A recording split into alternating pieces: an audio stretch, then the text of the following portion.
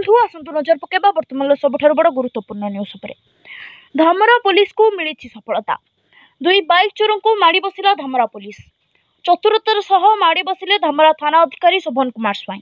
तत्क्षणात धामरा थाना अधिकारी राति अधरे कुदाकुंथी ग्राम में चढ़ाऊ कर सेठारे 2 जण चोरों को काबूरे रखिथिले। बाइक चोरी रिपोर्ट को आधार करी गत 20 तारिख राति रे पुलिस पेट्रोलिंग करुवा बेले एक लोक को संदिग्ध अवस्था अटकाई रखिथिला। ता पाखरु किछि बाइक रो चाबी मध्य मिलिथिला। ताकू पचरा उचरा करिबारु से एवं तार 2 सहयोगी बाइक चोरी करन्ते बोली से सूचना देइथिला। जणे हेउछि कुदाकांथी ग्रामर एसके साजन आउ गौतुणी पोखरी चक्रधर राउत। सेमानंक पाखरु 3टी बाइक जबत होइछि। Dhamra police case number 78 US 313 4/305 BNS मुताबक कोर्ट चालान करिछि। धामरारु नरेंद्र लेंका रिपोर्ट, स्वतंत्र ओडिशा न्यूज।